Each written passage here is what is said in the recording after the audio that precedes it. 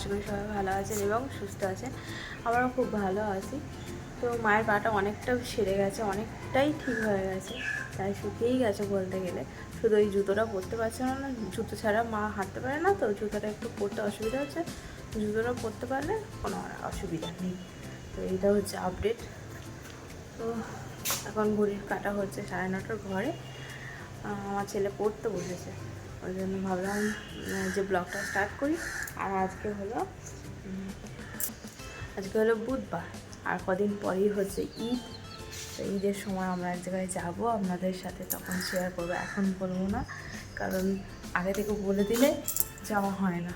তো সেই কারণে যখন যাবো বেরোবো। তোমার ডালিয়াটা সিটি মেরে দিয়ে গেছে, আমি এটা একটু সাঁতলে দিয়ে নামাবো। তো ওই জন্য আমি মিষ্টি সব দিয়ে দিয়েছি। তারপরে ভাবলাম যে ব্লগিংটা স্টার্ট করি। তো চলুন দিনটা স্টার্ট করি, আশা করি এই ব্লগটা আপনাদের খুব ভালো লাগে। এই যে নুন আর বাতাসা দিয়ে দিয়েছি, এটা একটু নেড়ে নিয়ে গরম করব, তারপরে নামিয়ে দেবো। আর আজকে খাবো হচ্ছে অনেক দিন পরে, দেখাচ্ছি, অনেক দিন পরে খাবো হচ্ছে ব্রেড। কালকে সুমনকে বলেছি ব্রাউন ব্রেড, যা ব্রেড পাও নিয়ে আসবে, তো কিছুই ব্রেড পাইনি। মাল্টিগ্রেন ব্রেড হয়, অনেক রকমের হয়, তো এই ব্রেডটাই পেয়েছে, হোয়াইটটা, এটাই নিয়ে এসেছে। ডিম টোস্ট বানিয়ে খাওয়া আজকে। একটা টাইম ছিল, সেই সময় প্রচুর ব্রেড খেয়েছি আমি। ওই 2টো করে ব্রেড সেকে, 2টো 3টে একটুখানি সেকে নিয়ে খেয়ে নিতাম। এটাই আমার ব্রেকফাস্ট ছিল। যারা আগে আমার ব্লগ দেখেছেন তারা জানেন। তো তারপরে ওটা থেকে মুক্তি পেয়ে একঘেয়ে হয়ে গেছিলো বলে ওটস খাচ্ছিলাম, ওটসের স্মুদি আর হচ্ছে ওই ছাতুগুলো, 2টো খাচ্ছিলাম। ওটা আবার একঘেয়ে হয়ে গেছে বলে আবার ব্রেড আনতে বলেছে। সকালের খাওয়াটা খুব চাপের, মুড়ি খেতে এখন আর ইচ্ছা করে না। এইগুলো খেয়ে আমার ছেলে এসে গেছে ফাঁকিবাজ। ফাঁকিবাজ 10 বার আসবে, এসে শুশু করবে, এই করবে সেই করবে, তাও আমি সব নিয়ে এসেছি, তাও আসবে খালি 100 বার শুশু করতে আসবে। পড়তে বসে যত শুশু পায়। মিষ্টি হতে আছে, দাঁড়া, ওই এটা খেয়ে নে, দানাদারটা, দানাদারটা, এইটা দানাদার।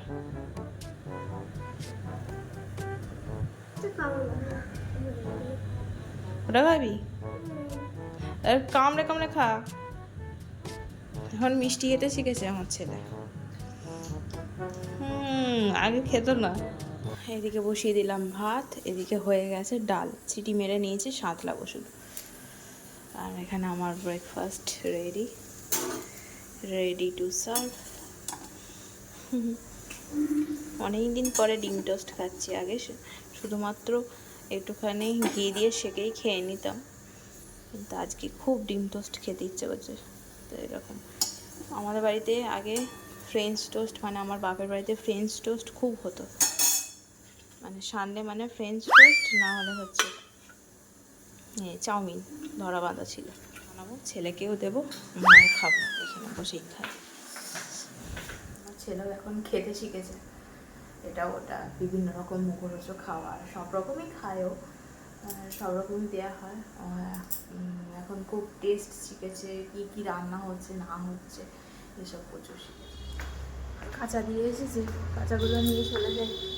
সকালবেলা উঠে ওইটাই একদিন পড়েছি, কাঁচাটা নিয়ে যাই। রান্না করতে করতে ভুলে গেছি যে আমি ব্লগ বানাচ্ছিলাম। তো চলুন কী কী রান্না হয়েছে এক ঝলক আপনাদের দেখিয়ে দিই। আবার সুমন ফোন করেছিল, একটু আগে সুমন এসেছিলো, তো ফোন করেছিল, বলছে এই ওরা একটা বন্ধুর মা হচ্ছে ইচ্ছে কাছে আমার কর্তাকে খাওয়াবে, মানে আমাদের খাওয়াবে।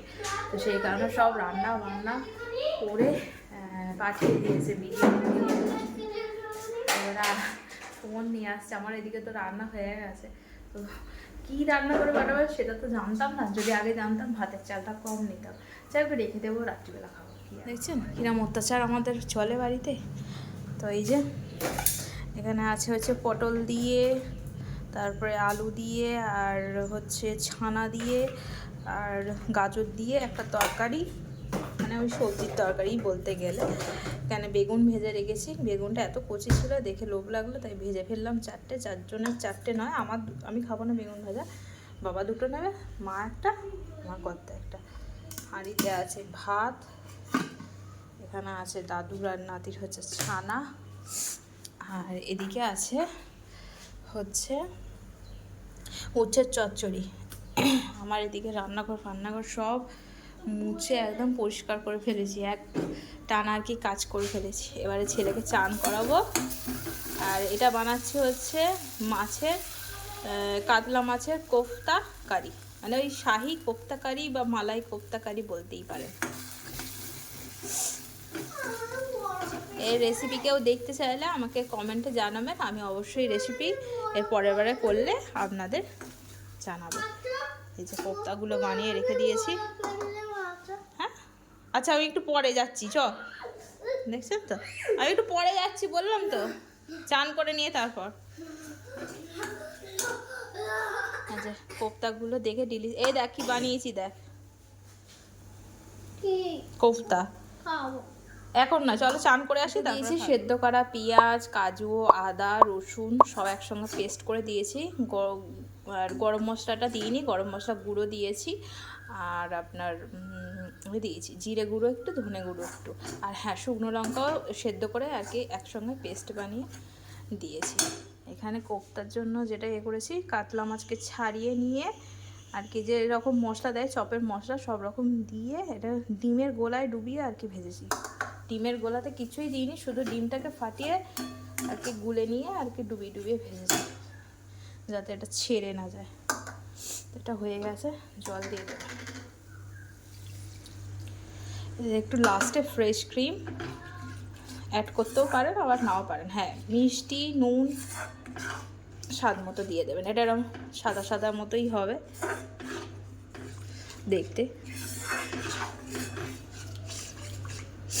আপনারা বেশি বেশি করে শেয়ার, লাইক এবং কমেন্ট করুন, যাতে আমি একটা ক্যামেরা কিনতে পারি ভালো, তাতে আপনাদের ক্যামেরার কোয়ালিটি ভালো দিতে পারি, সুন্দর সুন্দর রেসিপি ভিডিও আপনাদের চকচকে দিতে পারি, মনে আর কত ভালো দেয়। গুড ইভিনিং বন্ধুরা, এখন ঘড়িতে বাজে 7:30। তো আমি রুটি করতে চলে এসেছি ছেলেকে পড়তে দিয়ে, এখন পড়ছে, মানে লিখছে আর কি, পড়া মানে লেখা। এখন যেহেতু ওদের ক্লাস শুরু হয়নি তা আর কি লেখালেখি করছে, লেখাই চলছে, এখনও বই দেয়নি। এপ্রিল মাস থেকে যেহেতু সেশন শুরু, তো সেই কারণে এখনও বইপত্র দেয়নি, তো লেখাই প্র্যাকটিস চলছে এখন, নতুন নতুন লেখা, তো সেটাই লিখতে দিয়ে এসেছি। জানি না সব ভুলভাল লিখবে, আমি ভাবলাম ঝটপট করে রুটিটা করে নিই, কারণ ওকে পড়াতে বসলে অনেক দেরি হয়ে যায়, প্রায় 9টা 9:30 বেজে যায়, তো সেই কারণে ভাবলাম রুটি করে তারপরে ওকে দেখবো। আজকে মান্নাবাবুর খুব ইচ্ছা করেছে ভেজিটেবিল চপ খাবে, তো সবার জন্যই নিয়ে এসেছে ভেজিটেবিল চপ। সবার খাওয়া হয়ে গেছে, আমারটাই বাকি আছে। এই যে মায়ের, ছেলেকে অল্প দিয়েছি, আধখানা, ওর বাবার, আর হচ্ছে এইটা হচ্ছে আমারটাই আর কি পড়ে আছে। আমি রাত্রিবেলা মুড়ি দিয়ে খাবো, ওই জন্য রেখে দিয়েছি। এটাই আমার লাস্ট রুটি, এটা করলেই আমার কমপ্লিট।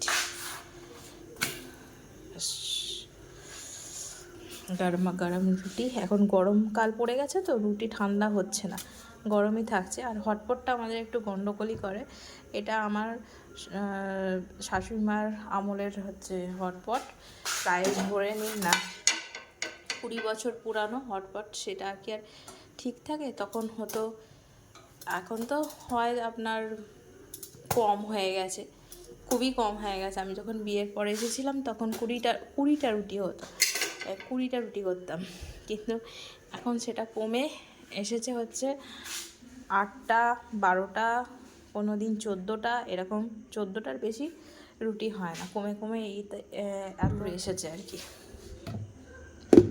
চলুন রুটি হয়ে গেল, এবার ছেলের কাছে। সকালবেলা 3 পো দুধ দিয়ে গেছিলো, আবার বিকালে এসে 3 পো দিয়ে গেল, মোট 6 পো দুধ নেওয়া হয় এখন। আগে 2 লিটার দুধ নেওয়া হতো, মানে 8 পো, তো এখন সেটা কমিয়ে আর কি 6 পো নেওয়া হয়েছে, কারণ খাওয়ার লোক কেউ নেই, মা আর বাবা, তো অত দুধ নিয়ে সেই কি হবে, তো চা খাওয়া আর ছানা খাওয়া ছাড়া আর কিছুই হয় না, তো সেই কারণে আর কি কমিয়ে দেওয়া হয়েছে। তো তো আগে আমার সুমন বলতো যে আগে নাকি আমার শ্বশুরবাড়িতে বরাবরই অনেক দুধ নেওয়া হতো, তখন 4 লিটার 5 লিটার 6 লিটার করে দুধ আসতো আমাদের বাড়িতে। সুমনের মুখে শুনেছি, মায়ের মুখে শুনেছি, তখন সবাই নিরামিষ খেত না, তখন ওই মানে এখানকার হচ্ছে ঠাকুমা ছাড়া আর কেউ নিরামিষ খেত না, তখন সবাই আমিষই খেত। কিন্তু দুধটা হচ্ছে ওই শুতে যাওয়ার আগে 1 গ্লাস করে, এই যে বড় বড় গ্লাসগুলো এই দিকটা করে রাখা আছে, আপনারা তো দেখেইছেন আমার ব্লগে। তো ওই 1 গ্লাস করে দুধ খেয়ে সবাই আর কি ঘুমাতে যেত, সবাই, মেয়েরা, বউরা আর ছেলেরা, সবাই খেত। তো সেই কারণে প্রচুর দুধ নেওয়া হতো। আমাদের বাপের বাড়িতেও দুধ নেওয়া হতো আমার জন্য, আর কেউ খেত না।